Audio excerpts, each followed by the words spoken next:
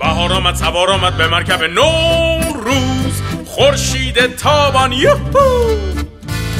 خوشم که عمر دی سر آمد رنجم، بگرفته پایان یوهو. بیا که خوش کنم دلم به روی تو شادم، کن در این نوبهاران. دور سرما رفته غم به یک جا رفته، پا بکوبیم یاران. صدای ما میاد تو میکروفون؟ تو میکروفون آروم باشید ولی نه. سلام، من عرفان مقدم هستم. اینجا قسمت نوروزی 440. سلام، منم پدرام منهاج هستم. بله، قسمت نوروزیه. یکم هم صدای آمبیانس میشنوید. چرا؟ همین الان داره دست گاو رد میشه از اون ته. اگر که بازم ما تو استودیو نیستیم دیگه. آره، اگر که صفحه ما رو دیده باشین در این روزها احتمالاً میدونید که ما کجاییم و داریم چیکار میکنیم. الان قبل از عید دیگه، طبیعتا ما نمیتونیم همون روزی که ضبط میکنیم همون روزم پخش بکنیم، درسته؟ و در این قسمت نمیتونیم بگیم ما میزبان علی میانجی هستیم. اولین قسمتی که ما میهمان تماشاچی هستیم. میزبانی اختیار دارین قربان. علی میانجی اینجاست از خانه آبی. سلام، خیلی خوشحالم که شما اینجایین و باعث افتخارمه. مخلصیم. قربونتون.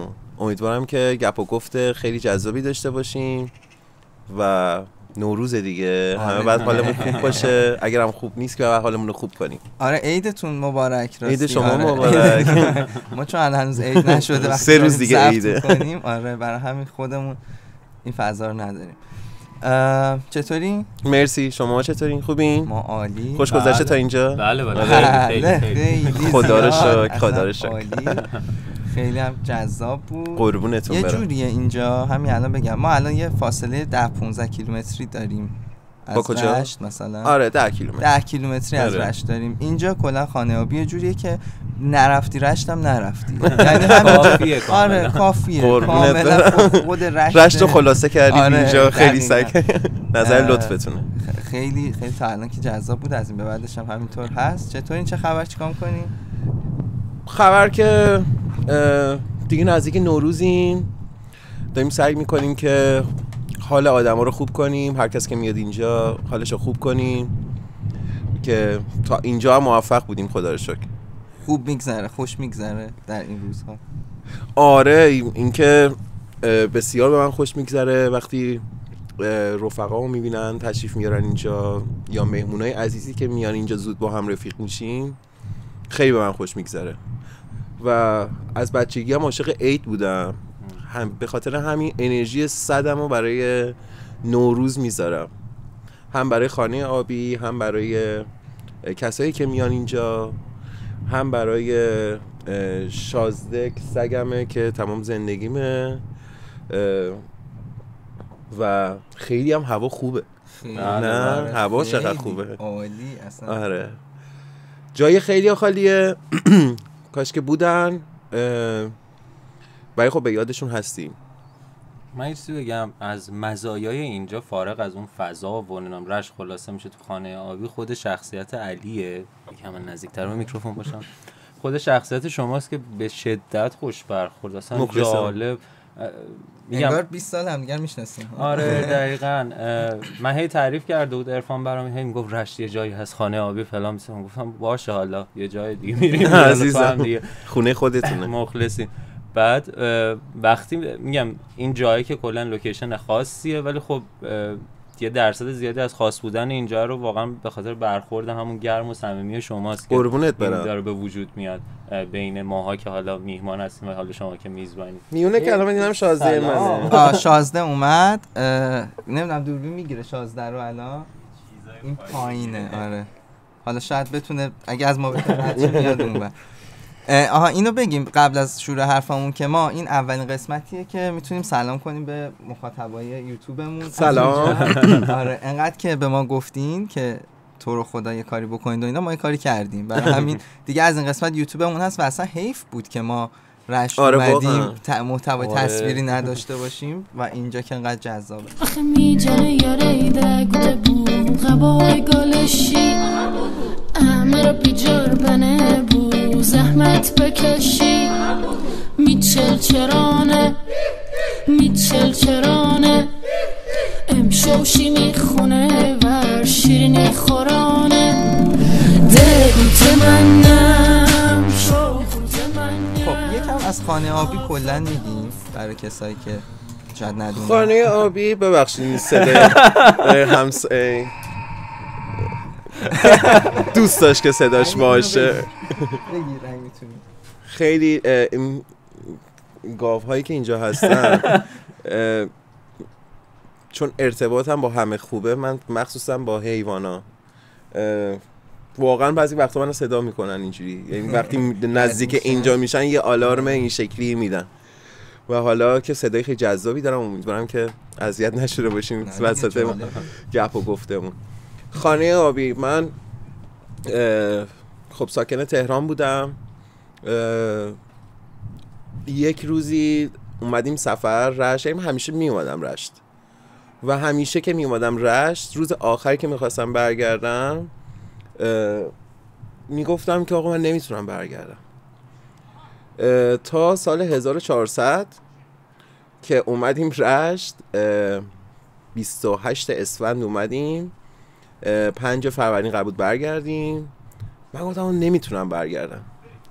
یهو همون روز 5 فروردین یه خونه خیلی خوشگل قدیمی برای سال 1280 بود. خیلی این خونه کلا چشم منو گرفته بود، خیلی خونه زیبایی بود. همیشه هم دعا و آرزو میکردم که این خونه رو هیچ وقت کسی نیاد بکوبه آپارتمان بسازه و بافت زیبای رشت به نظر من همین خونه هاش اول از همه. به نظر من رشت شبیه به تهران قدیمه که حیفه که اگه بخوان این خونه ها رو بکوبن و آپارتمان بسازن و متاسفانه آپارتمان های زشتی هم میسازن بعضی وقتا. به خودم میگفتم چقدر دوست دارم یه خونه برای من باشه که من اینو حداقل یه همچین خونه رو حفظ کنم. فکر میکنم 2 ساعت 3 ساعت بعد از این آرزویی که کردم یکی از دوستانم که همسایه یه کافه‌ای داشت کنار همین خونه بهش گفتم، اسمش میثم بود، جاش هم خالیه. گفتم میثم من خیلی دوست دارم این خونه برای من باشه. گفت واقعا؟ گفتم آره. اتفاقا گذاشته برای اجاره. که 1 ساعت بعد مالکش اومد در رو باز کرد، ما رفتیم تو رو دیدیم و همون شد که ما در رشت ماندگار شدیم. اون خونه رو ساختیم کردیمش. دوست داشتم یک جایی باشه که آدم هایی که میان در لحظه فکر کنن از فضای، یعنی تمام تلاشم این بود، از فضای تشنج و شلوغی خیابون و کار و بدو بیان بیرون و برن توی یه قرن دیگه. یعنی خیلی هدفمون این بود که کسایی که 2 روز 3 روز حتی 1 روز مهمانای ما هستن فکر کنن اومدن توی قرن دیگه و زندگی سالم و زندگی صمیمی داشته باشن. که خدا رو شکر تو این 2 سال و نیمی که ما خانه آبی رو احداث کردیم در اون خونه که خب خونه قدیمی بود و ما الان 1 سال جابجا شدیم اومدیم اینجا، این اتفاق خیلی میافتاد. یعنی هر کس می اومد میگفت احساس کردم که اومدم سال 1250 یه زندگی 3 روزه کردم و دارم برمیگردم دوباره به سال 1401 1402 و ما جابجا شدیم. خب نمیدونم دلیلش رو بگم چرا جابجا شدیم نگم نمیدونم. بگیم آره اگه دوست داری بگو. ببین خب اونجا خب خونه تقریبا 20 سال بود که افتاده بود و خونه آتیش گرفته بود، نیم سوخته بود و خب ما خیلی خوشگلش کردیم. من خیلی از این اتفاقا خوشحالم. خیلی فکر می‌کنن ناراحتم. آره خب ناراحتم که اون خونه رو دیگه ندارم، ولی یه اتفاقی افتاد که خوشحالم. اینه که مردم در رشت، من ببخشید که اینو میگم این حرف بزرگیه، ولی احساس میکنم یه فرهنگ سازی کردیم که این خونه ها خراب نشه. یعنی از بعد از این که ما اون خونه رو درست کردیم من خیلی از این خونه ها رو دیدم یا شد کافه یا شد گالری یا شد هاستل و خراب نشد. یعنی هنوزم دارم میرم، وقتی میرم رشت تقریبا هر روز میرم رشت، از اون خونه رد میشم و جلوی اون خونه میبینم اطرافش، این خونه قدیمه چون زیاد بوده اطرافش همه دارن فقط ترمیم میکنن که یک فضای فرهنگی، هنری، اقامتی. و به نظر من اقامتگاه، تعریف من از اقامتگاه اینه که فقط یه اقامت نیست، شروع یه دوستیه. اقامتگاه شروع یه دوستی، تجربه یک زندگیه که آدم هایی که همو نمیشناسن 2 روز 3 روز قراره با هم زندگی کنن. یعنی بداهه باید اخلاقیات همو بدونن، با هم دیگه تعامل کنن و خدا رو شکر خونه انقدر جذاب شده بود که صاحب اون خونه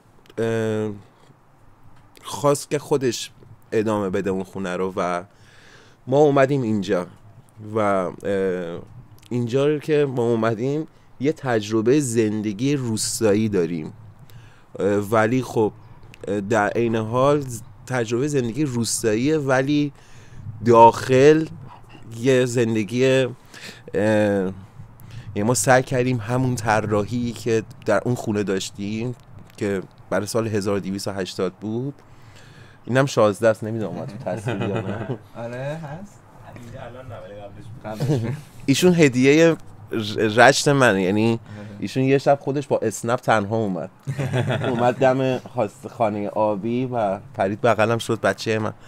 وارد فضایی میشید که اولا که چوب نقش خیلی مهمی داره تو طراحی داخلیش و بوی چوب، بوی عود، بله. میدونم کتابای قدیمی، عکسای خیلی جذاب که واقعا تک تکشون رو میتونی با جزئیات نگاه کنی که دیزاین شده، طراحی شده به معنی واقعی. فضای آروم، جایی که آدم‌ها وقتی وارد میشن لزوما مهمونا هم دیگر نمیشناسن، بله. با هم غریبن، ولی جایی که محال شما یک مهمونی رو ببینی با روی خوش بهش سلام نکنی. بله. من فکر می‌کنم این هم از خودت، یعنی اون کاراکتری که صحبتشو کردی میاد، هم از این فضا میاد. مثلا فضای یه جوری انگار همه چی خوبه. یعنی تو وقتی که پاتو میذاری الان تو این طبقه که پشت سر ماه و حالا میری میبینیمش به زودی، احساس نمی‌کنی اصلا آدما میتونن با هم مشکلی داشته باشن، احساس نمی‌کنی اصلا آدم بدی در جهان هست، هر کی رو می‌بینی میتونی بهش لبخند بزنی. فضای آرومیه، آباژورای کم نور، نور زرد، نمیدونم، همه اینا خیلی چیزای جذابه که امیدوارم الان که اینو میشنوید حتما بیاید تجربهش کنید. خونه ما دوره دوره پشت کوها یه صبوره، پشت دشتا یه تلایی، پشت صحرا های خالی. خونه ماست اونور آب، اونور موجای بیتاب، پشت جنگلای صرفه، توی رویاست توی خواب. من اولین بارم رشت میام. واقعا چقدر به حسودی میشد. خیلی به حسودی میشد که اولین بار اومدی خانه آبی ها. من بله اولین بارم که رشت، نه به خاطر خانه آبی اومدنش حسودی میشد، به خاطر اضافه کردم رشت خیلی جذابه. دفعه اول ببینی من یه تصویری داشتم از خیلی گذشته از رشت، حالا یه سری آدما که خیلی نزدیک‌تر ما میدونن که رشت یک اوتوپیایی بود در زندگی من که من میگفتم من یک روزی باید برم رشت. یه چیزی چیده بودم برای خودم تو ذهنم و از فیلم در دنیای تو ساعت چند است اونو چیده بودم برای خودم تو ذهنم و رشت اونجوری تصویر میکردم. اصلا برام خیلی جالب بود و میگم اولین بارم که اومدم رشت، رفتیم اونجا رو دیدم، اینجوری بودم چقدر یه دیالوگی من به عرفان خیلی وقت پیشا گفته بودم که یه جاهایی رنگاش فرق داره. بله میفهمید چی میگم؟ اونجا شدت رنگش بیشتره. آره اونجا رنگا فرق داره، یه کنتراستی داره بعضی وقتا اصلا عجیبه. رنگایی که من توی اون بازار رشت تجربه کردم، تو اون میدون شهرداری تجربه کردم، زیاد ما نگشتیم، رفتیم فقط رشت، اومدیم خانه آبی و کافی بود دیگه. دیگه بس. آره رنگایی که اونجا تجربه کردم عجیب بود برام، رنگای زنده باحال. خسته نمیشه شما؟ اینجا تکراری نمیشه؟ برای همون بهت حسودیم شده بود. نه تکراری که نمیشه، تکراری نمیشه، ولی خب حسودی میشه کسی که دفعه اول میاد. ولی یه چیزی بگم، گفتی که از در دنیای تو ساعت چند جذب رشت شدی. منم از یک فیلمی جذب رشت شدم، ماهی عاشق میشوند.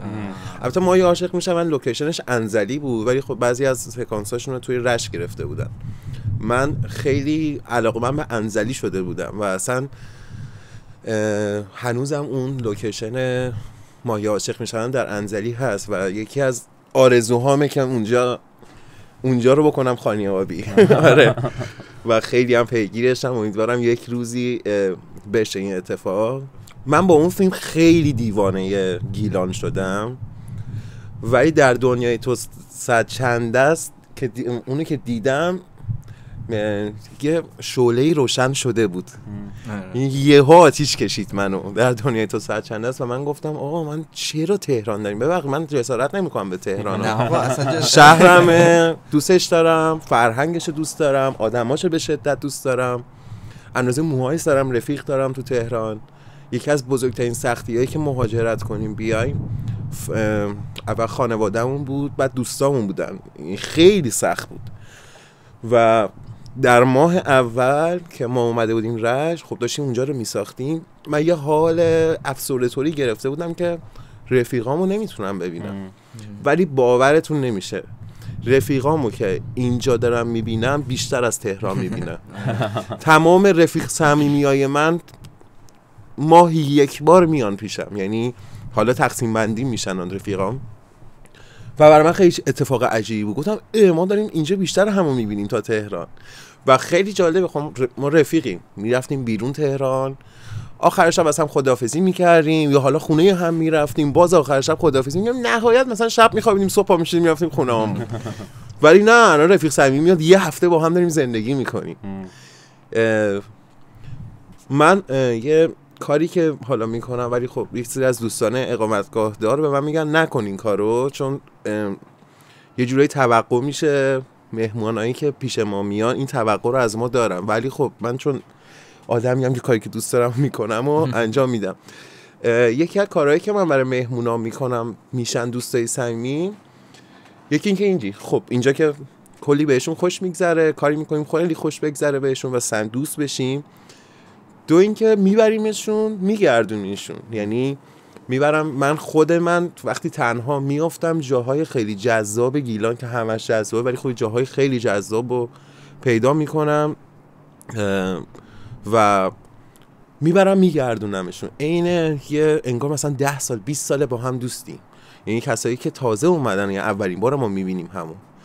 یهو میریم کلی جاهای بکر و جذاب بهشون نشون میدم و که تا حالا ندیدن، یعنی خود منم ندیده بودم. من اینجا دارم زندگی میکنم آشنا شدم باش و اینجوری هم که واقعا کشور ما اینقدر زیباه، مگه میشه اینقدر زیبا باشه و ما این زیبایی رو ندیدیم واقعا. و به نظر من حق آدم هست این زیبایی رو ببینن. خیلی ها میگن مزاحمت نیستیم که ما رو ببری بگردونیم، ولی اصلا خوشحال میشم چون که به نظرم حق همه است که این زیبایی رو ببینن و خوشحالم بابت این. و رستورانایی که حالا در بازار رشت هست، مثلا اشکال نداره اسم یکیشو بیارم؟ نه آقا چه اشکال، حق همه است. یه رستوران خیلی جذابی در رشت، بازار رشت هست که اصلا واقعا باید بری پیداش کنی. رستوران دهکده اصلا یه رستوران درجه یکیه. من مهمونامو میبرم اونجا، میگه آقا من 30 بار اومدم رشت این رستوران رو ندیدم، که 4 تا خانومن بسیار آشپزای درجه یکی هن و حالا ما هم داریم جسارت میکنیم اینجا داریم غذای گیلکی میدیم. ولی خیلی این برای من خوشحال کننده است که آدما رو میبرم جایی که ندیده بودن و بعدش میشن مهمونای ثابت اونجا. چه مثلا من میگم که آقا زیتون میخواد آدم بخره باید یه جای درو خاص بخره، پنیر سیاه میزگی میخواد آدم بخره باید یه جای خاص بخره و من این کارو دارم میکنم، دارم آشنا میکنم تا حد توانم آشنا میکنم که آدما از چیزای با کیفیت بهره مند شن واقعا، یعنی استفاده کنن. بعد یه سوال من داشتم، جونم.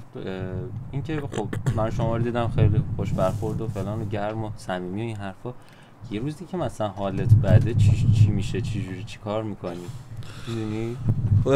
اصلا حالت بده آدم هر روز حوصله آدم نداره. آره دقیقاً، مثلا حوصله آدم نداری. اتفاقا من خیلی حوصله آدم دارم. یه بار بالاخره پیش میاد نمیاد مثلا صبح پاشی بگی ای وای کاش هیچکی الان نبود.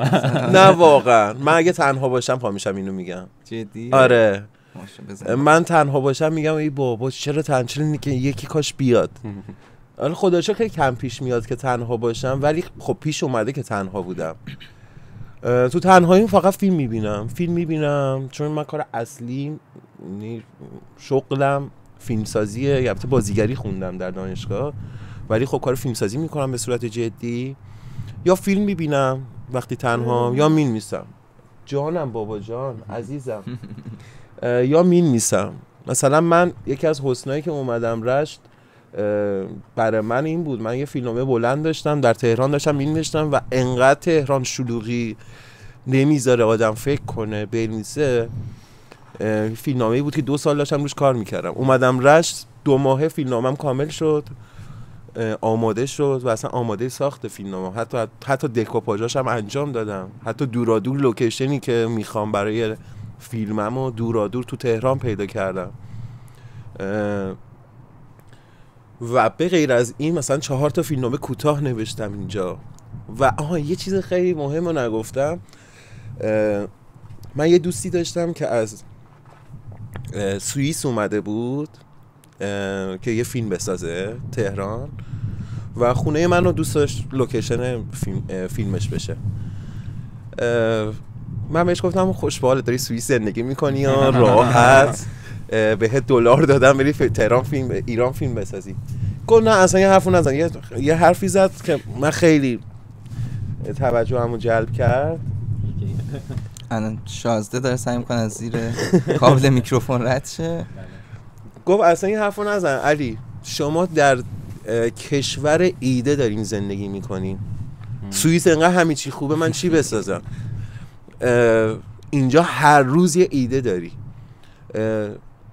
یکی از حسنای بزرگ اقامتگاه داشتن دنیای قصه است. یعنی انقدر من قصه دارم، قصه های جذاب و کاراکترهای جذاب خیلی زیاد، کاراکترهای به شدت دوست داشتنی و خیلی دوست دارم که یک روز یک فیلمی بسازم که اصلا کانسپت و قصهش فضای اقامتگاه باشه. چون به نظر من یکی از بهترین فیلم‌های دنیا میشه، نه که من بسازم و هر کسی بسازه. خیلی فیلم‌ها ساخته شده، یه نقدی بکنم مثلا راجب هتل، خیلی فیلم‌ها ساخته شده، ولی خب به نظر من کسی که اون فیلم‌ها رو ساخته، من فقط میتونم روی ماهی عاشق میشون مثلا صحبت کنم، بگم این درک درست از اقامتگاه داشتن یا یه جای گردشگری داشتن فقط دکتر رفیعی تونست به نظر من درست انجامش بده. و مثلا در دنیای تو ساعت چند است به نظر من بالاترین درک از شهر رشت رو داره. چون که خب خود آقای یزدانیان خودشون رشتی هن. اگر اشتباه نکنم، یعنی میدونم گیلانی هم ولی نمیدونم برای خود رشتن، یعنی درکی که ایشون از رشت داشت شازده بازیش گرفته. حالا درک بالایی که از رشت داشت، فرهنگ رشت رو خیلی خوب به تصویر کشید، یعنی بی‌نظیر. میتونم قسم بخورم براشون واقعا، چون من در اینجا زندگی میکنم. تو خود شهر رشت که بودم احساس میکردم سر لوکیشن در دنیای تو ساعت چند هستم، یا اینجا که دارم حرفه‌ای حالا داریم آشپزی میکنیم، غذا میدیم، کاملا میگم که ماهی عاشق میشم. عجب فیلم درستیه توی آشپزی، توی اینکه یه سکانس داره رویان و نهالی یادم نیست، یعنی یادم خیلی یادمه، منظورم یادم نمیره. آره یادم نمیره. یه سکانس داره رضا کیانیان میاد میشینه غذا سفارش میده، غذا رو حالا یادم نیست چی بود، غذا رو میده مریم سعادت میگه غذا برای ایشونه. از پشت پنجره نگاه میکنم با خانم فراهانی، گلشیفته فراهانی و مائده طهماسب دارن نگاه میکنن، منتظر خوردن قاشق اولشن. وقتی که قاشق اولو میخوره آقای کیانیان با یه اکتی میگه پرفکت، عجب غذایی. یهو این 3 خانم یه جوری خوشحال میشن، میگن خوشش اومد. چقدر با میل غذا میخوره. گفتم که نکار خودتونه؟ بله این بهتره. عجب بلایی این گلی. ولی این حسی که اینجا دارم و تو کافه رستوران تو تهران هم تجربه نکرده بودم. یعنی من وقتی غذا میدم به هر کسی هر جایی که داره میل میکنه یه جوری دوست دارم ببینمش، از اکتش ببینم غذا رو دوست داره. اگر اکت خوبی نداشته باشه برم یا غذاشون رو عوض کنم یا مثلا مشکلی که دارن رو برطرف کنم. و صبح باید ما رو میدیدی سر صبحونه. میشه جونتون. چه صحنه جالبی گرفت. چای میخوای قهوه؟ نوشابه. منم نوشابه. 2 تا تو هم نوشابه؟ من چای. 2 تا چای 2 تا نوشابه. دست نوشابه اصلا بهت گفتم. ما منتظر شما باشیم تو تمام شد غذا بخوریم. من گرفتی دیگه بس. ما پادکستمون راجع به موزیکه. موزیکی هستش که خانه آبیو بتونه برای ما توضیح بده یا تأثیری داشته باشه تو اون پروسه برات؟ آره توی پروسه ساختش یه ترک خیلی منو کمک کرد. اونجایی که من گرفته بودم شاید بگم ما 3 روز 4 روز فقط راه میرفتیم آقا بعد چیکار کنیم اینجا رو. میدونی برای طراحی، برای اینکه اینجا رو زنده نگه داریم. یه ترکی خیلی به من آرامش داد ایر باخ بود که اصلا ترک خیلی مورد علاقه منه با اختلاف. یعنی از من بپرسی که یه ترک بگو من میگم ایر تا 10 میگم ایر بعد از 10 مثلا ترک دیگه. یه دقیقه بشنویمش بعد ادامه بدیم. آره حتما.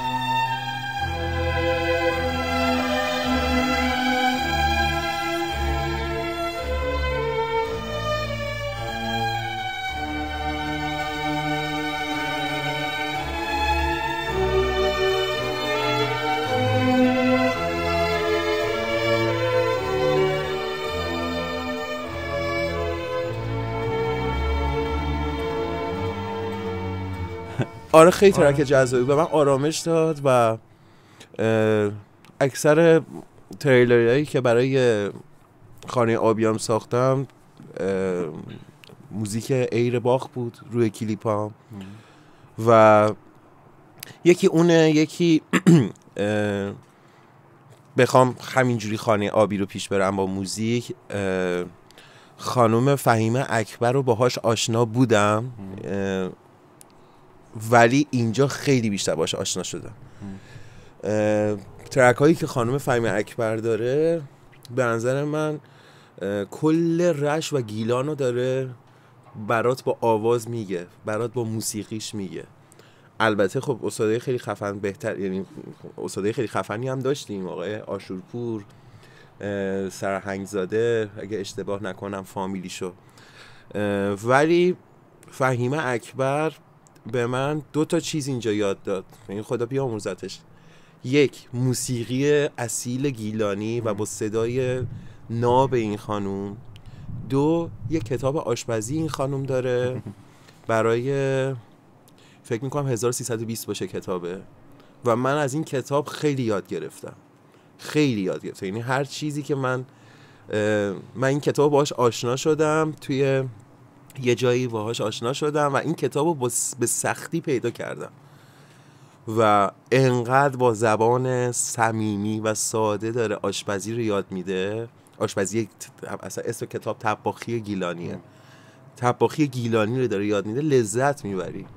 من اونجا که خانه آبی بغل بازار بود فقط کارم این بود، صبح پا میشدم صفحه اول باز میکردم، مثلا باقالا قاتق با ماهی شور، اونو میرفتم خریدش رو میکردم میومدم درست میکردم. کتاب فکر میکنم 120 صفحه است و من همینو پیش رفتم، هر روز اینو پیش میرفتم. موزیک دیگه ای که خیلی بهش علاقه‌مند شدم موزیک برای من تلخه، اگه اشکال نداره بگم چون آخه نوروزم هست، ولی یه ترکیه که خیلی برام تاثیرگذار بود چون که یک نفری رو از دست داده بودم و این موسیقی برای اون اتفاق ساخته شده بود. رضا مالکزاده است به نام آرام آرام که من بعضی وقتا دوست داشتی میتونی اشاره کنی به این که آره خب برای پرواز من که دوست دارم، اگه مشکلی نداری برای پرواز اوکراین بود این موسیقی. خب پسرعموی منم توی اون پرواز بود متاسفانه با خانومشون. برای من که بعد از پرواز اوکراین زندگی خیلی اونجا متوجه شدم زندگی شوخیه، اینقدر جدی نگیریم. از خیلی از بزرگان شنیده بودم، از نمیدونم میشناسین یا نه نیما شبان نژادو توی برنامه رامبد جوان ازش میپرسه که یه بیلبورد بهت بدن چی می‌نویسی رو بیلبورد؟ میگه می‌نویسم خبری نیست، جدی نگیرید. و خیلی واقعا درست داره میگه، خبری واقعا نیست. یعنی من بعد از اون اتفاق و این آهنگ این ترک خیلی به من آرامش میده، مخصوصا اجرای دست جمعیشون، یعنی اجرای دست جمعیشون برای من لذت بخش اصلا. و حالا خود میتونیم بشنویم بعد این حرفا. بله.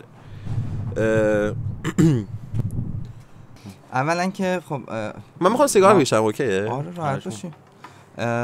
اولا که خب ما خیلی همه متاسفیم از بابت پرواز اوکراین و بله خیلی اتفاق بدی بود. حالا پسرعموی شما و همه عزیزانی که اونجا بودن، برای هممون نمیگم به یک اندازه ولی واقعا برای همه یک درد بزرگی هست. بله. چه آدم عزیزشون تو باشه چه نباشه.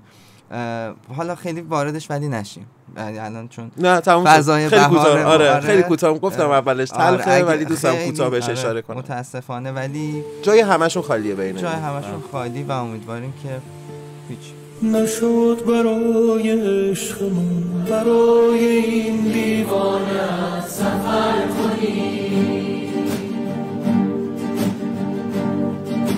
نشد که بار به حال من به حال این دیوانه نظر کنی، نشد بیایی عاقبت، نشد برای عاشقت خطر کنی، نشد به وقت رفتنت مرا هم از نبودنت خبر کنی. آرام آرام نشستی در دل من ای آشنا، آرام آرام گذشتی از کنارم نامهربان ای بایزید غم بی پایان.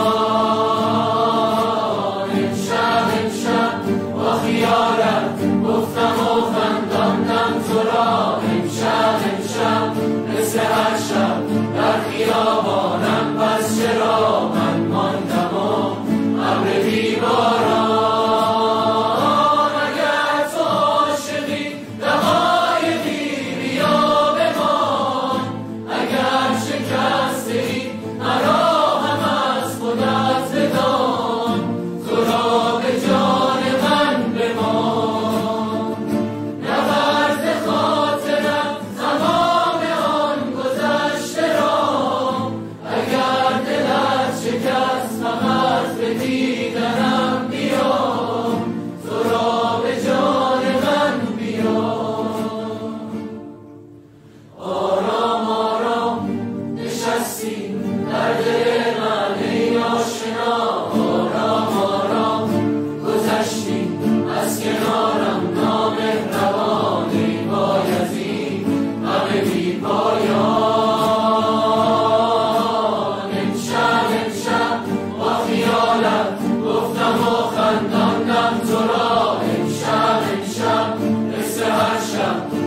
بیابانم پس چرا من ماندم و ابر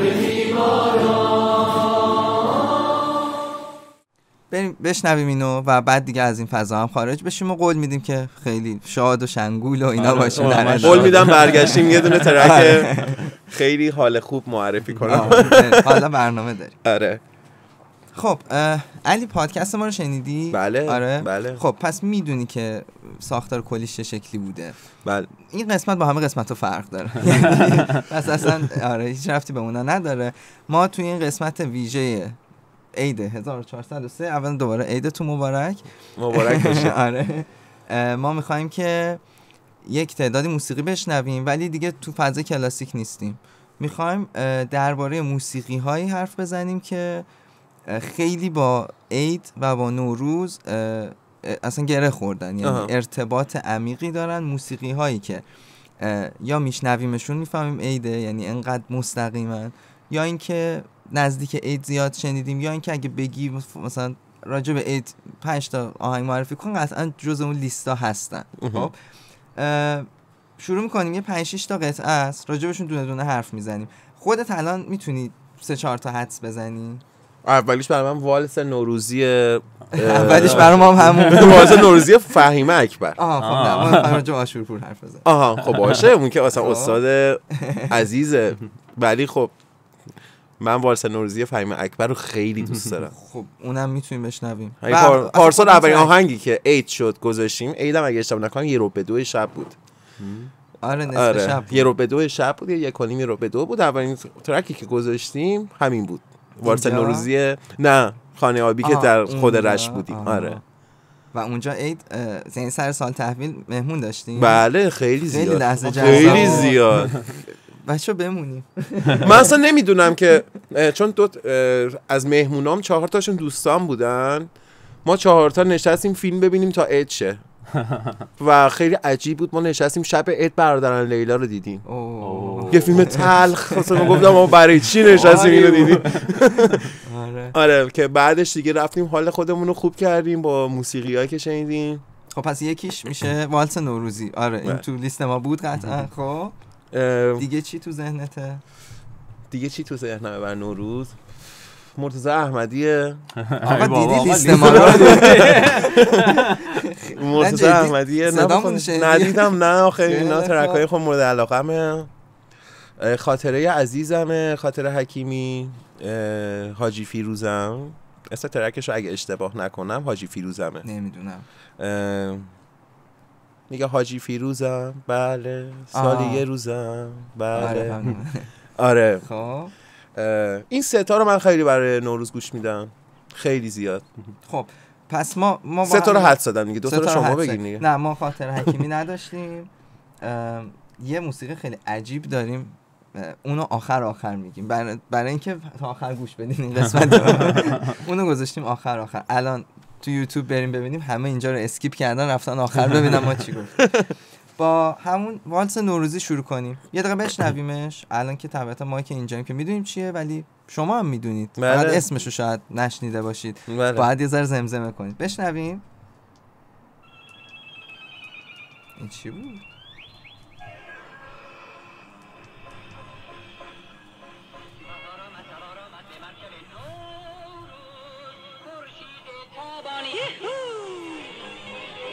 خوشم که عمر دی سر آمد رنجم بگرفته پایان.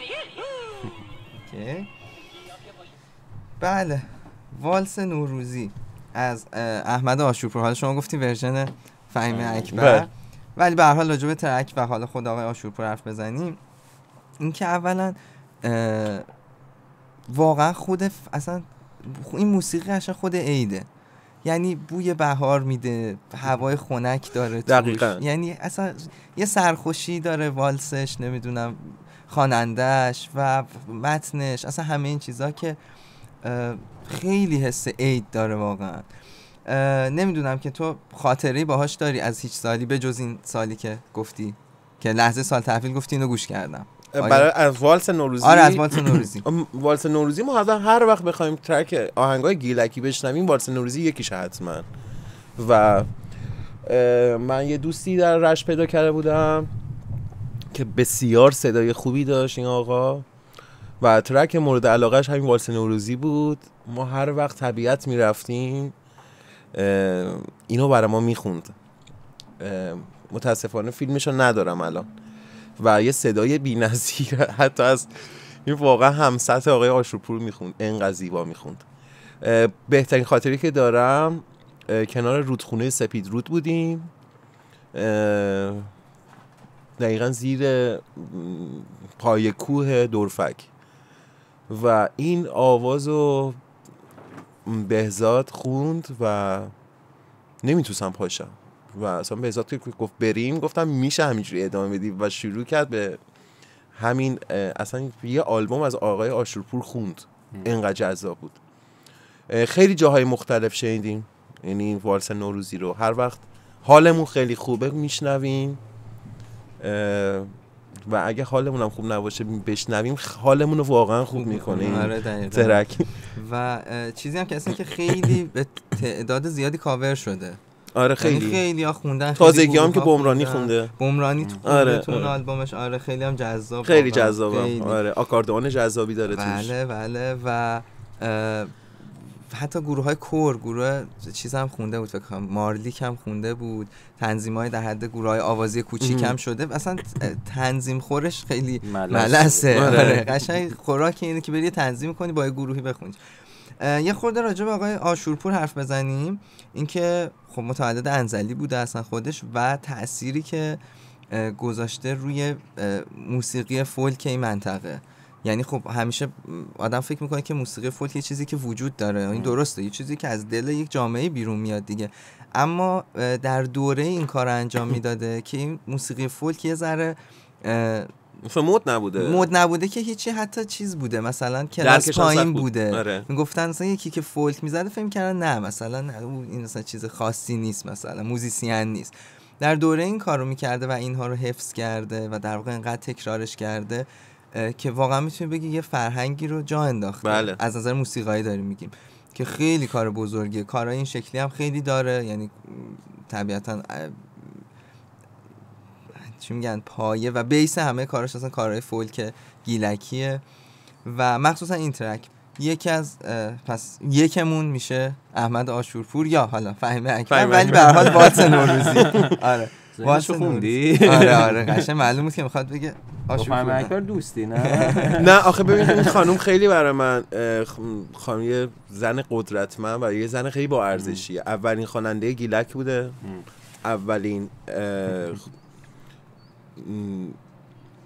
اولین که نه ولی در دسته اول زنای جنگنده رشت بوده در زمان ورود روسیه به گیلان،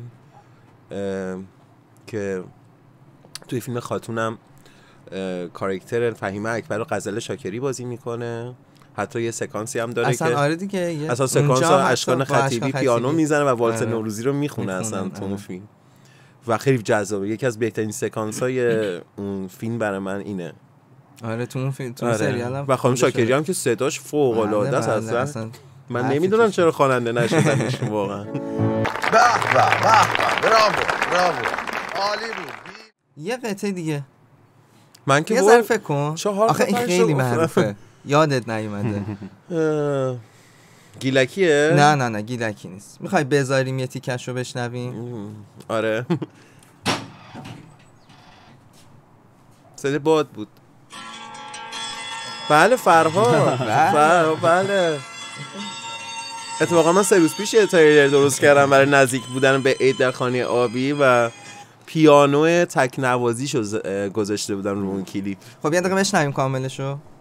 کامل البته نه، بشنویم یه تیکه هاشو. بوی عیدی، بوی تو، بوی کاغذ رنگی، بوی تنده ماهی دودی وسط سفره نو، بوی یاسه جانماز ترمه مادر بزرگ. با اینا زمستونو سر میکنم، با اینا خستگیمو در میکنم. آره خیلی جذابه این ترک. آره این اصلا قشنگ میبرتت به بوی عیدی. آره اصلا جالبش اینجاست که اسمش اصلا بوی عیدی نیست، اسمش کودکانه است این ترک، ولی همه تو ایران بهش میگن بوی عیدی. و جالبش اینجاست که اینقدر اینم همینطور، با اینکه برعکس آشورپور یا برعکس والس نوروزی که حرفشو زدیم، نه فضاش نه موسیقیش نه مدل خوندن خوانندش اصلا نه تو رو شاد میکنه نه آره. ولی کاملا عیده، میدونی یعنی یه چیز سنگینه حتی تا حدودی غمگین ولی کاملا عیدو بهت میرسونه. کاملا فضاش با اونی که تا الان حرف میزنی فرق داشت به خاطر ترانش و متنش. طبیعتا که خب حالا اینو بگیم، البته این ترک ذره خطرناکه، ما هر جا اسمشو بیاریم باید کامل همه شناسنامه‌شو بگیم که آهنگ و تنظیمش بر آقای منفردزاده است و ترانه‌ش هم آقای شهریار قنبری گفتن. این خیلی مشکل داره، یعنی نمیدونم یادته یا نه که چه اتفاقایی برای این افتاده، برای کاورایی که روی این آهنگ شده که یه بار بنیامین خونده بود. بله آره. البته که خب اونم کار درستی نکرده بود، شعر رو عوض کرده بود جایشو که قشنگ شکایت. بله اصلا همه شاکی شده بود. آره کار درستی نبود. آره. بله. ولی کلا یه حساسیت خیلی وحشتناکی روی این ترک یا حالا روی کارهایی که آقای قنبری توشون حضور دارن یا آقای منفردزاده حضور دارن خیلی هست. بله. که تا حدودی هم درسته. به هر حال آقا ترانه‌سرا یا آهنگساز یه حق کوچیکی هم که تو این مملکت بهش میدن و ازش استفاده کنه. همین یه دونه حق رایتو که آیا حق کپی رو گفتم اینو که بهش دادن بذار استفاده کنه دیگه. ولی قضیه اینه که از یه حدی به بعد دیگه ترکه براتون نیست. بله میدونی اینو دیگه نمیشه درک کرد.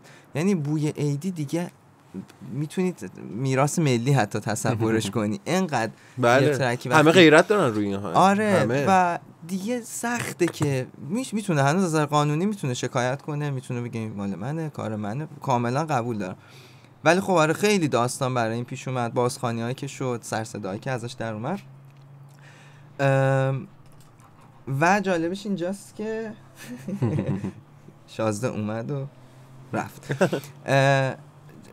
جالبش اینجاست که کل فضایی که توی این ترک داریم توصیف فضاهاست، نمیدونم قاشق زنیه هست، اون سفره فلان و دقیقا تک تک کلماتی که استفاده میکنه تو همش سری تصویر میسازی و اونا رو که پازل میچینه کنار هم تهش تو میفهمی که عیده. نه که بگم آخرشا، ولی مجموعه اینا داره فضای یک نوروزی رو در یک دهه‌ای، در یک دوره‌ای، در یک سالی در ایران تصویر میکنه، با اینکه موسیقیش فضای شادی هم نداره. و این یکی از ترکایی که قطعاً گره خورده کاملاً به نوروز تو ایران. خب بعدی حدس بزنم با آره دیگه عید دیگه یه راهنمایی کنم که وارد لیست خودمون بشیم. یعنی تیتراژ یه برنامه‌ای بود شبکه 3، برنامه ثابت عید احسان علی خانی بود، این آهنگ تیتراژ اون بود. این ترک یعنی طبیعتا در حد بوی عیدی و والس نوروزی و اینا ترک خیلی معروفی نیست، ترک مطرحی نیست. یه اتفاقی توش افتاده بود که اون خیلی جدید بود. اصلا نمیدونم، من متاسفانه ندیدم. یه برنامه سال نوی بود به اسم 3 ستاره فکر کنم اگه اشتباه نکنم، مال مثلا فکر کنم من تلویزیون فقط فوتبال دیدم. فوتبال که 4 تا خواننده اومدن یه ترک رو خوندن که مهدی یراحی بود، محمد علیزاده بود، مرتضی پاشایی بود، یه چند تا خواننده، رضا صادقی بود. این کار خیلی جدید بود که روی یکی از ملودی‌های ناصر عبداللهی که شورش اصلا با ترک ناصر عبداللهیه. من طالب گوش ندادم، خیلی دوستم بشنوم. خیلی جالبه که اومدن با لهجه‌های مختلف خوندن. مثلا مهدی یراحی عربیشو خونده، یکی دوریشو خونده، یکی مثلا آذری خونده، همون میشه با شعرهای مختلف ولی رو همون ملودی. نسمة العيد خليني عالبال شي قلبي ذاي شلون افرح العيد لو اغلى الاحباب من عيني غايب دوباره فصل شکستن من به سر رسیده هوای قلبم یه لحظه رنگ خزون دیده فكان محتار بس عيني عالباب عمري ما جاني كل عمره تاني خليته عالبال حاشا ينساه تمام عمره کنار من باش دیوونگی کن براتی میرم جای دوتامون تو زندگی کن. خیلی چیز جالبی بود، چیز جدیدی آره بود. چقدر جالب بود. یادم یه سالی هم یه آلبومی منتشر شد 8-9 تا خواننده پاپ با هم یه آلبوم دادن، اما اصلا دهه 80 بود فکر کنم. عید اومده بهاره، اونو میگی؟ نه نمیدونم. نه فکر کنم چاوشی توش بود. یعنی 8-9 تا 10 تا خواننده. نه اینا که من میگم اونوری بودن. نه این وریا رو میگی که اصلا آلبوم فکر کنم حتی منتشر شد و نگرفت. یعنی ادامه دارم نشد، ولی خیلی چیز جالبیه. یعنی اینکه این فضای خیلی کم هست تو ایران. آره. نهایتا ما میگیم نیما مسیحا و حامی با هم کنسرت می‌ذارن. یا مثلا از ابی و داریوش با هم دیگه همیشه کنسرت داشتن. ولی این فضایی که دور هم جمع بشن 7 تا خواننده 6 تا خواننده خوبه مثلا پاپ با هم یه ترک بدن یا با هم یه کنسرت بزنن یا با هم یه آلبوم بدن، چیز جدیدی بود حداقل برای اون موقع و باعث شد که این ترک یه ذره دیده بشه. قبل انقلاب داشتیم همچین چیزی تو شوهای. آره اصلا اون آره داشتیم، خیلی هم داشتیم که فرخزادم بود، فریدون فرخزاد. آره خیلی هم داشتیم. اونا اصلا چیزای درست حسابی بود دیگه. اینا هم درست حسابی، حالا بنده خدا بد نیست. نه اینا که خیلی خوبن. من راجع به شو حرف میزنم که خیلی درست حسابی بود. یعنی بله. الان شما تلویزیون روشن‌کاری دیدی دیگه، یعنی ندیدیم هیچ کدوم، ولی تلویزیون نه ولی تو اینستاگرام همیشه دیدیم که اینستاگرام مثلا من فهمیدم شب یلدا که یادتونه، نمیدونم اون آقای چیزو واقعی رو دعوت کرده بودن و ای وای به. آره الان تلویزیون کلا اینجوری شده عزیزم. الان که امروز هم نزدیک عیده تلویزیون این آقای آوردن هم موزیک دارن میخونن. بله من نمیدونم واقعا مقدسه، هنر مقدسه. یعنی علی به من نشون داد، من فکر کردم چیزه یه مدت هوش مصنوعی چیز شده بود صدا رو میذاشتن. آره من فکر می‌کردم همش آفرین، من فکر کردم هوش مصنوعیه ولی دیدم نه خیلی قضیه جدیه و یه ترک خیلی معروف ایشون داره میخونه به شدت فالش. اصلا چرا میخونی؟ اصلا شعر باید برای چی؟ خیلی متوجه نمیشم. سریع جدی میفرمایید الان سوپر استار این مملکت ما شده آقای. خیلی عجیبه کلا آدما انقدر در این زمانی که هستیم انقدر دنبال دیده شدنن که به محض اینکه دیده میشن دیگه پایین نمیان. نه اصلا. آقا بس برو اوکی خندیدیم یه مدت خندیم، یهو میبینیم مثلا کنسرت هم ممکنه بذاره. مگه اصلا اون مصاحبه برای خنده بود اصلا؟ ایشون داشت اعتراضی برای یه چیزی میگه، بعدش رفتیم به سمت طنز ایشون و خودش پا داده و همون طنز خیلی بد. کمدین که نبود که مثلا بگیم ما به شوخی خندیدیم پس توی استعدادی داری. یه چیزی بود گفتیم خندیدیم، شما هم یه ذره وایرال شدی، خب برو دیگه.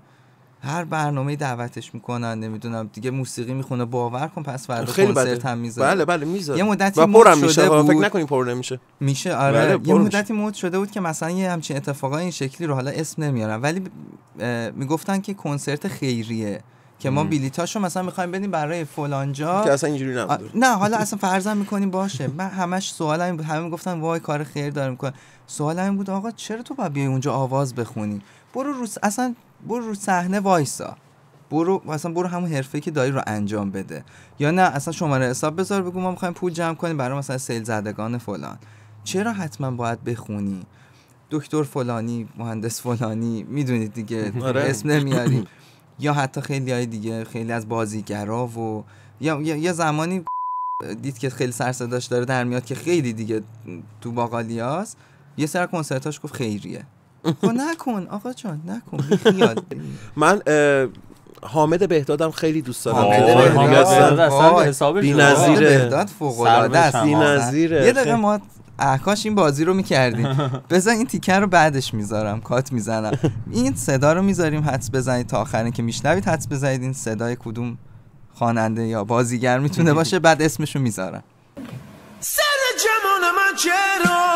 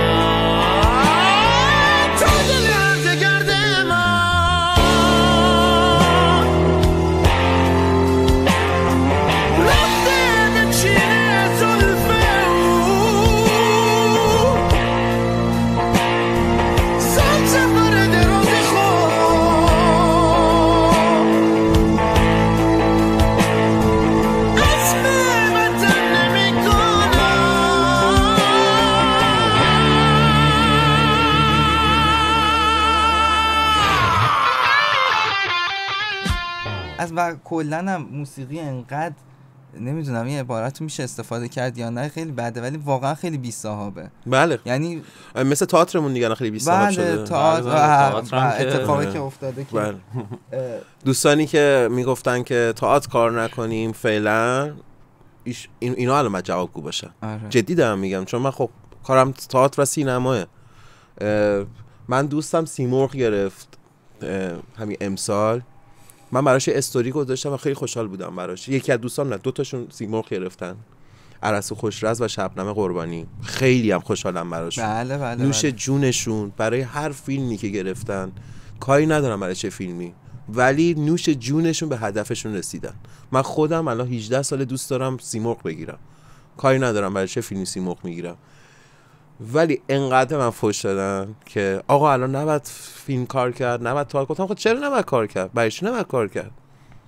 شد ثمرش این دیگه. این اون خانوم بی ادب که ببخشید من اینو به کار بردم، اون خانوم بی ادب که نقد شد و اومد از خودش تصویر گرفت، فوشو کشید به همه که آقا چرا من نقد می‌کنیم؟ باز کنیم بگیم چیه، چون شاید یه سری‌ها ندونن دقیقاً داریم راجع به چی حرف آره من اسمشون رو واقعا نمیدونم. آره. چی میگن بهشون این کسایی که اینستاگرام فالوور بالا دارن؟ بلاگر بود دیگه این خانوم که اومده رو صحنه تئاتر. یعنی الان کارگردان تئاتر دیگه حق انتخاب ندارن. آقای امثال آقای اونا دارن بازیگرا رو انتخاب میکنن. بر چه اساسی؟ فالوور بالا تو اینستاگرام. چرا؟ چون تماشاچی بیاره بابت یه پست یا یه استوری. من فیلمم 2 سال پیش توی هنر تجربه اکران داشت، توی پکیجی به نام 108 دقیقه از یک قرن. خیلی دوست داشتیم، یعنی یکی از کارهای تبلیغاتمون این بود که به بازیگرایی که دوستشون داشتیم زنگ میزدیم برامون استوری بذارن، که خیلی هاشون هم دمشون گرم گذاشتن، مثل آقای ژوله یادمه، مثل الان حضور ذهن ندارم، می‌خواستم یه خاطره رو تعریف کنم. یکی از بچه‌هایی که تو اون پکیج بود، ما 6 تا فیلم کوتاه بودیم تو اون پکیج، گفت آقا بهنوش بختیاری کی میشناسه زنگ بزنه؟ گفتم من بهنوش بختیاری رو میشناسم، بهش زنگ میزنم. من واقعا دلم کباب شد برای ایشون. گفتش که زنگ زدم بهش، گفت شما فیلم کوتاه سازا یا جوونای فیلمساز چرا فقط به من زنگ میزنی استوری بذارم؟ بابا به خدا من بازیگرم، بابا من 20 ساله دارم و من نقشایی از ایشون معرفی میکنم که بی‌نظیر. این خانم الان اسمشون حالا بین تماشاچی‌ها اسمشون اینجوری شده که بلاگره. یه فیلم بهتون معرفی میکنم. من خودم همین الان چیز اومد تو ذهنم، اصلا این نقش عجیب بیرقی. آفر من همینو می‌خواستم بگم. آره یه فیلم دیگه هم بود خیلی متفاوته اون تو، به نام فکر میکنم اگه اولین شب 18 سالگی هم چیزایی بود اسم فیلم، که بهنوش بختیاری مدیر یه مدرسه است. اصلا باورتون نمیشه بهنوش بختیاریه. میخوام بهتون بگم چقدر استعداد هست که ولشون کردن و چسبیدن. یعنی چی این خانم بلاگر اومده رو صحنه تئاتر؟ آره تازه بهنوش بختیاری که معروفه است. بهنوش بختیاری بابا من بچگی یادم ایشون داره کار میکنه، ایشون داره تصویر کار میکنه. شاید که نه تئاتر کار نکرده، ولی برای چی کسی که 25 سال داره جدی کار تصویر میکنه ایشونو کنار میذارن؟ یهو آقا این فالوورش 30 میلیونه اینو بیاریم، این 30,000 اینو بیاریم. به نظرم نتیجه چیزی اینم اگه درست بگم از همون دوره‌ای که شما دارید میگید یه سری هم تئاتر مد شد، تئاترای لاکچری. بله که همه بازیگر سینما میگن، که اصلا هتل اسپیناس مثلا آره اجراهایی که تو هتل اسپیناس رفتم. بعد باز رفتم سراغ همین بازیگرایی که خیلی بازیگرای خوب تئاتر موزیکال دارم میگم. بله بی‌نوایان بود و همین دقیقاً هتل اسپیناس بود دیگه. بی‌نوایان الیور تویست بی‌نوایان الیور تویست پروداکشن خیلی عجیبی بود براش و یه چیزی شده بود که آدم‌ها میرفتن اونجا که با پوستر بینوایان عکس بگیرن، چون که مثلا بلیتش خیلی گرون بود. بله. من خودم نتونستم. جای لاکچری بود. جای لاکچری بینوایان چیز بود، اسپیناس بود. بله بله. آره آدم‌ها بیشتر برای اگه اشتباه نکنم بلیت 600,000 تومان بود. خیلی کی سال 98 یا 99 بود. نه قبل‌تر 99 که دیگه کرونا. 97 آره راست میگی کرونا. بله 97 600,000 تومان خیلی پول بود. 200,000 تومان اجرای خوب مثلا ردیف جلو ما بود، ما میرفتیم، ولی خیلی رقم عجیبی بود. 600,000 تومان به قول شما مثلا اون سال. مثلا اینجوری بودم آقا بی خیال ولمون کن. و این مود شد که همه برن بینوایان ببینن، عکس بگیرن و خب بازیگرای خوبی آوردن، ولی خب کار موزیکال بود، بازیگرا خواننده نبودن. بله فقط 2 نفرشون میتونستن بخونن. آره یه هوتن شکیبا بود که من شنیدم و پارسا پیروزفر و اینم بگم از حق نگذریم امیرحسین فتحی هم خیلی خوب میخوند. برای من خیلی خودم متعجب شدم که ایشون چقدر داره خوب میخونه. و آره میگم اون رونده بیزینسمنیه و تهیه کنندگیه و اینا رو من خودم بیشتر سر اونا یه چیزی میونه کلامت بگم، من اجرای افرای آقای بیضایی دیدم با 15,000 تومان توی تالار وحدت، تازه ردیف سوم. من اجرای کاش میتونستیم یه تصویر از این مهی که داره میاد داشته باشیم، خیلی مه جذابیه. تصویر با سگ بازی نکنم حالا. آی تصویر از این مه یه چیزی بگیر. آی فیلم بردار. بچه‌ها این مژده بهتون میدم که شب یه مه خیلی جذاب داریم. این آره این مه الان میاد و خانه آبی کلا میره تو مه. اصلا یکی از مه‌های یه حسنای اینجا مه خانه آبی. من خیلی خودم دوستش دارم. من اجرای ملاقات بانوی سالخورده آقای سمندریان دیدم با 10,000 تومان، سالن اصلی تئاتر شهر و یه موسیقی خیلی خوبم داره اون تو، البته آلمانیه، اسم گروه رو یادم رفته متاسفانه، خیلی معروفن. الان میبینم آقا 700 تومان الان یه تومن رسیده. اسمیناس فکر می‌کنم الان بلیتش 1 تومن اگه کسی اجرا بره. آره بلیطا که کلا بلیطا به خاطر همین مخاطب تئاتر عوض شد. مثلا من یه اجرایی یادمه، داریم راجع به موسیقی حرف میزنیم، موسیقی این کار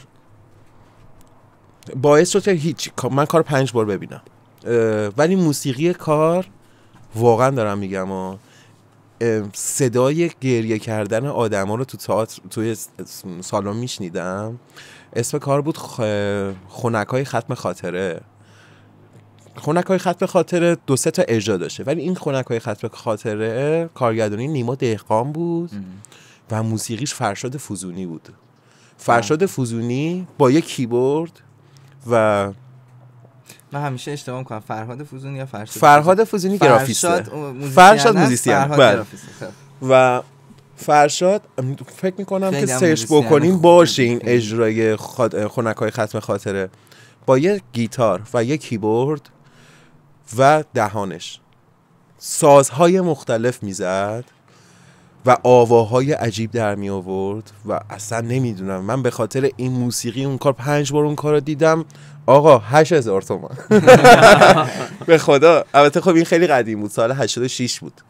من از سال 84 در واقع تئاتر رو شروع کردم کار میکردم و به عنوان بازیگری خوندم، ولی خب الان من هر کاری که بازی میکردم بچه‌ها توقیف میشد. یه تئاتر خیلی خوب بود که آرزوم بود توش باشم و قبول شدم و بازیگرش بودم، نقشم خیلی خوب بود. من اگه اون اجرا میرفت من قطعا یه بازیگر معروفی میشدم به نام روز حسین آقای رحمانیان که سال 88 ما 10 شب اجرا رفتیم، اجرا توقیف شد. بعدش من رفتم سر یه سریالی به نام سرزمین مادری. 4 سال سر اون سریال بودم با یه گیریم پسر 17 ساله و 20 سال توقیف شد و 20 سال تقریبا 20 سال که سال 91 تموم شد فیلم. 89 من رفتم سر این فیلم، سال 92 تموم شد. قرار بود 92 پخش بشه، 3 قسمت 2 قسمت پخش شد، فیلم توقیف شد.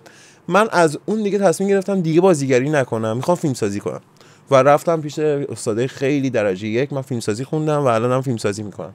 البته بگم سرزمین مادری الان تازگی‌ها پخش شده و انقدر تدوین کردن اصلا خیلی چیزه. خود آقای تبریزی شاکی شده بود از یه چیز بامزه تعریف کنم برای خنده. خودم داشتم این سریال رو میدیدم، 4 تا سکانس شهاب حسینی منو میبینه، 4 تا سکانس شهاب حسینی منو در کنار پدرم ناصر قصاب منو میبینه که جعفر دهقان بازیگرش پدر من، سلام میکنه، توی هیئت منو میبینه سلام میکنه، اصلا فوکوسه ها، اصلا کاراکتر، چون مشکل رهی و ناصر قصاب و منم پسرش بودم دیگه. سکانس 5 که دارم، من از این سکانس فیلم گرفتم برای خنده خودم. سکانس 5 که من میام دارم توی حجره حسن پورشیرازی کار میکنم و میام شهاب حسینی میاد به حسن پورشیرازی سر بزنه، من براشون چای میارم، حسن پورشیرازی میگه رأی شناختی پسر ناصر قصاب، 5 تا سکانس قبل و سالهای متفاوت من ایشون دیده شهاب حسینی. میگم بابا این چه تدوینیه، چه جوری فیلمو زدی که این تماشاچی خندش نمیگیره، این من به عنوان بازیگر که داره خندم میگیره. تو آقا من 5مین برخوردم با شهاب حسینی با کاراکتر رهیه و داره میگه شناختی و متعجب شهاب حسینی نگاه میکنه، نه مثلا اونم نمیدونست آخه این کجای فیلمه اصلا. کسی نمیدونست، درستش پیش میرم. من اولین ورودم اون بوده و انقدر تدوینا عجیب بوده. آره شده 5 و دیالوگ عوض نشده و میگم آقا خنده‌دار نیست. خب خنده‌داره. به خاطر همین از بازیگری عاشق بازیگریم. هر وقتم بهم پیشنهاد بشه برای کارگردانایی که مورد علاقه من، حتما یکی از آرزوام، توقعم بالا نیست ولی خب دوست دارم با کارگردانای خوب کار کنم. خب من سر این کار آقای تبریزی خیلی تجربه خیلی خوبی کسب کردم، بسیار زیاد.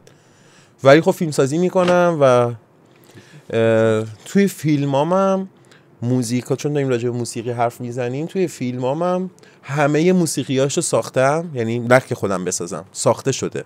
یعنی هیچ کدوم از فیلمام مثلا فقط به جز یک دونه فیلمام هیچ کدوم مثلا کار کسی نبوده اون موزیکو بذار. آره انتخابی یه دونه داشتم از 7 فیلمی که ساختم، بقیه ساخته شده. یکی از کارام که اکران هم داشتیم و من خیلی راضی بودم از موسیقیش و خیلی دوست دارم که داشته باشین این موسیقی رو. دوست عزیزم سحر شاطری و نغمه مرادآبادی اگه بشناسین برام ساختن و بی‌نظیر بود. اگر که اشکال نداره یه چند ثانیه‌شو بشنوین.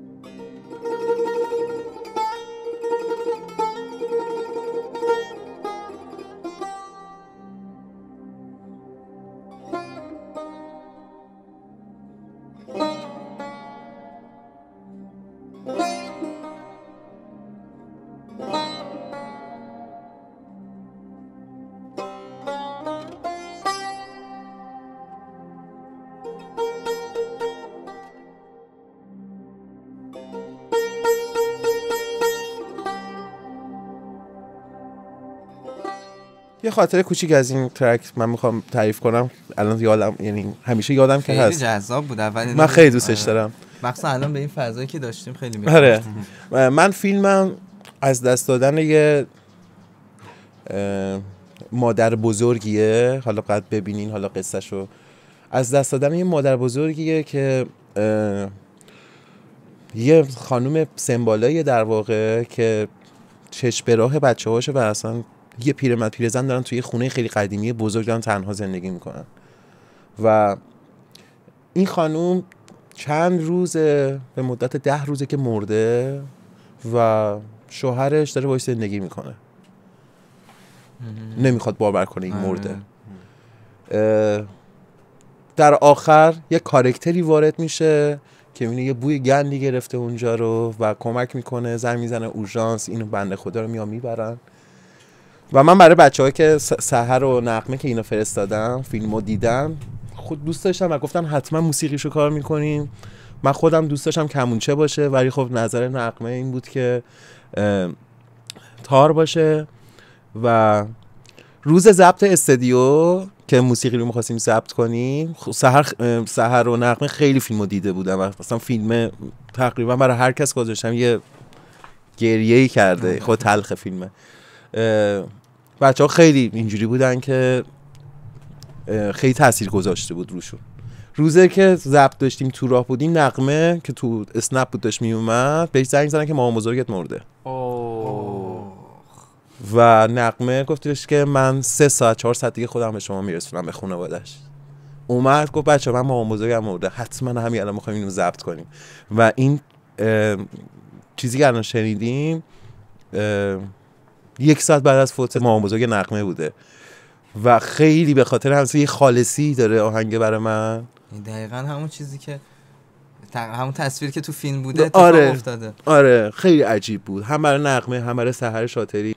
اتفاقا چند وقت پیش اومده بودن رشت، از صادق بوقی بله. شروع شده بود، نغمه تارش میزد، صادق بوقی میدون شهرداری داشت میرقصید، اون نغمه است دیگه. بله.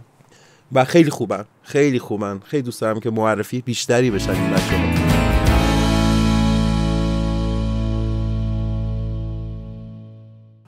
بازم عیدتون مبارک. ما اینجا هستیم که آخریشو بگیم.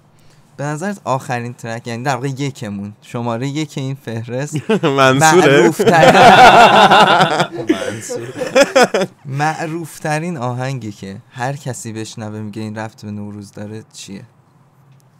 شما هم میتونید فکر کنید، بچهای تو خونه. آخه دیگه معروف ترین ترکی که هر کس بشنوه. آره هر کسی مطمئن داریم مگه بالاتر از فرهاد؟ اصلا شک نکن. چقدر سخته. نه خیلی راحته. خیلی راحته. راهنمایی کمک کلامه. گزینه تماس تلفنی. بی کلامه گفتی؟ آره بی کلامه و خود عیده. اصلا عیده. دیرین دیرین دین دیرین دیرین دین. نه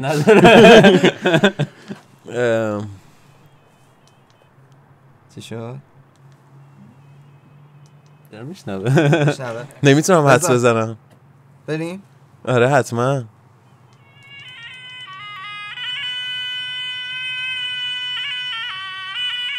این خود عیده. این خود عیده دیگه. اصلا صدای عیده دیگه. اصلا اینو میشنوی باید روبوسی کنی. آفرین دقیقاً بعدش.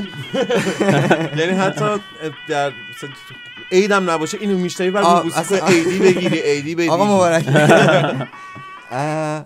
آره این یه ترک فولک به بختیاری اگه اشتباه نکنم برای آقای علی اکبر مهدی پور. بله. که دیدی از بوی عیدی و آشور بله. و از همه اینا عیدتره و اینو شاید هر کسی نداره. مثلا فکر کنن که این یه سرناییه، مثلا تلویزیون مثلا از یه جای پیدا کرده داره پخش میکنه، ولی نه این یه ترک کامل فولک که خیلی هم باحاله. و اگه دقت کنید یه اوورتوری داشت، اولش یه چیزی میزنه ولی ما از اینجاش میشنویم. از اینجا دیگه ما میگیم خب دیگه اصلا اینو میشنوی چیز میاد دیگه، حاجی فیروز میاد برات. آره. یه چیزی بگم، یه پرانتز باز کنم. آقا واقعا تو خیابون این برای بچه‌هایی که سر چهار وای میسن لباس حاجی فیروز پوشیدن دارن شادت میکنن، در حد 1000 تومان هم شده کمکشون کنی. این جدی میگم. به این فکر نکنین که اینا برای کسی دیگه کار میکنن، شب وانت میاد میبره. آره اصلا شب وانت میاد میبره، ولی اون انقدر بنده خدا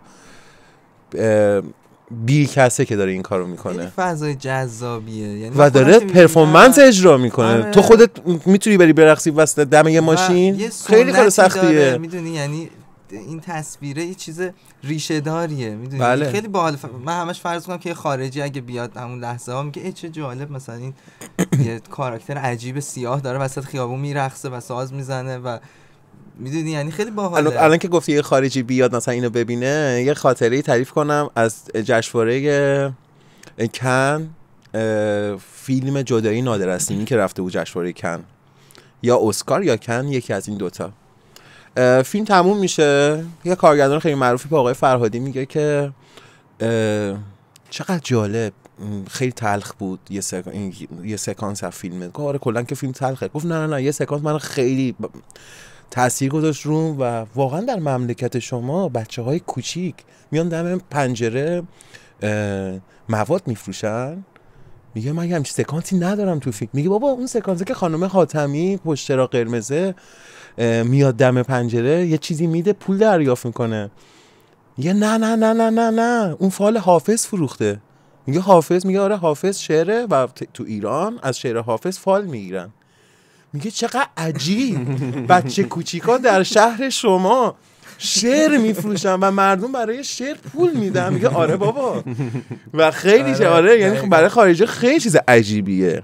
چیزایی که اینجوری تبدیل به سنت میشه که عادت کردیم بهش. عادت کردیم عادیه، تازه حتی نمیبینیم هم. یعنی نمیبینیم که اون شعره. نه اصلا نه واقعا شعر آره موسیقیه، اون یه مدل نمایش تئاتر. بله میدونی اون سیاهه که داره تو خیابون میره اینور. حالا شاید همشون واقعا با علم به این قضیه این کار نکنن، ولی خیلی هم هستن که واقعا میدونن دارن چی کار میکنن. برای من خیلی عزیزم. حاجی فیروزم بله، سالی یه روزم بله. بشکن من نمیشکنم. بشکن چطوری بشکنم؟ تق چجوری بشکنم؟ تق اینجا بشکنم یار گله داره، اونجا بشکنم یار گله داره. این عاشق بیچاره چقدر حوصله داره، این عاشق بیچاره چقدر حوصله داره. حوصله داره، حوصله داره، حوصله داره.